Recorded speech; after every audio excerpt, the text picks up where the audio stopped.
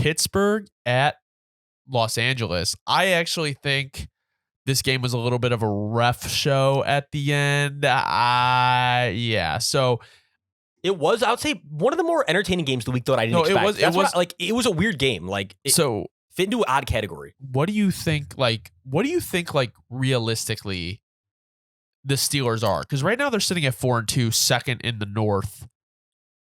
And it's just like, I mean, they're ahead of the Browns and the Bengals, but I don't think they're better than the Browns or the Bengals. You want to know what the Steelers are? What are they? They're Mike Tomlin's team. They're going to show up every fucking week and give you a fucking just crazy, tough, son of a bitch ass game. You're not going to be able to get out of there easy. You're going to get jumped a couple times. You're going to get hit in the face. A chair's going to smack you across the face before you're trying to get out the door. You may or may not beat up your opponent. That's how it feels playing Steelers at this point if you're an opponent, right? Yeah. But it's like every single week, they're going to come and fucking fight you. They're going to give you everything they have, even if they're totally undersized. They're going to make sure that you feel them the next day. That's the Steelers. And it's like, so to answer the question, it's like, I don't think they're going to make a run. It's like, I don't think they have a shot at the playoffs. But I can't. Things can you ever say the Steelers don't have a shot at going? You can't really say where they have a shot to go or they don't go. Right. The thing is, they show up every single week and they give their opponent a tough game. But that's the thing is, when it comes to, and we've seen even this year already, when they come to a team that's really going to outmatch them, I don't think they're going to be able to show up and give them everything that they need to win the game, because they are not the best team in the league. They're not. It is the Steelers. They're a simple team. They're tough. They're hard, and they're always going to be that way. But they're not built to go, I don't think, make a run. I think, given this point, I'm giving them credit. I think that they are a worse team than the record shows. But that's a good problem to have, right? It's like, it's not a bad thing. No. But so to answer the question, I don't think the Steelers can make a run. And but I do think that they're Mike Tomlin's team. They're a tough team, and they're always going to, you never know what to expect. No. You never know what to expect in terms of if you can win the game or not. If you think you can win against them, you got to reevaluate, because they're always going to come. You got to scratch your head when you play the Steelers. It's just how it is at this point. Yeah, I think also another thing, going to the other side of things with the Rams, is like, oh, do they have a player in Puka Nacua? Like,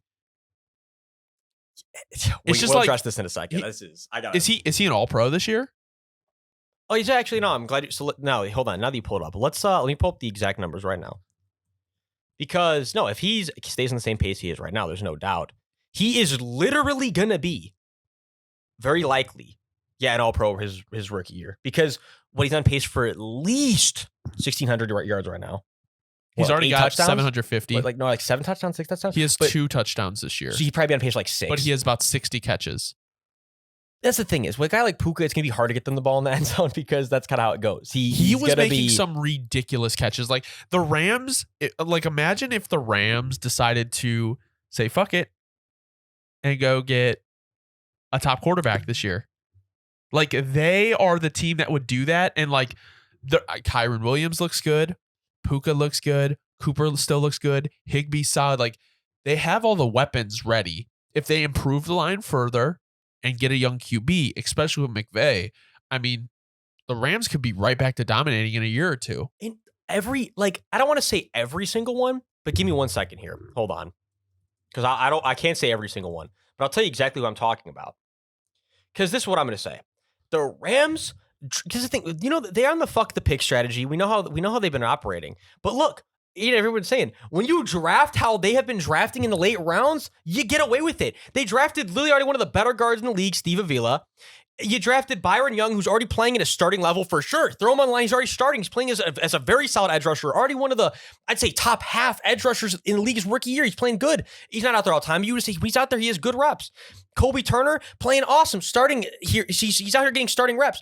The thing about the Rams is like, that's the thing is, when you're hitting on your late picks and you're rebuilding, but they're rebuilding. But when you're hitting these late picks, it's like you're building and you already traded well and stuff to get the good guys. It's like, the Rams are in a good position, I feel like, where I thought they were going to be in a perennially really rough situation after the Bowl, but they're proven. The fuck the pick strategy, it works when you got a good scouting department. Yeah, no, it does. My bad. I thought you were going to keep going there. No, I like the Rams, what they're doing, man. And it's like very impressive what they're doing. Here's the thing is like, I still think Stafford is really, really good.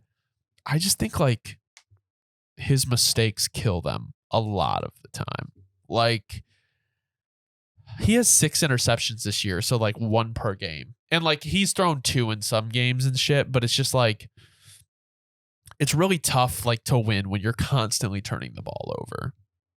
No, yeah, and I think no matter how, it's like even if you think Stafford's still going to be able to get you into a situation where you might be able to win a playoff game, get to the playoffs, you got to put the guy behind him now that's going to at least start learning the offense and going to be able to be ready to step in soon, because it can't go much longer, more than a few more years at most. A couple more years at most with Stafford.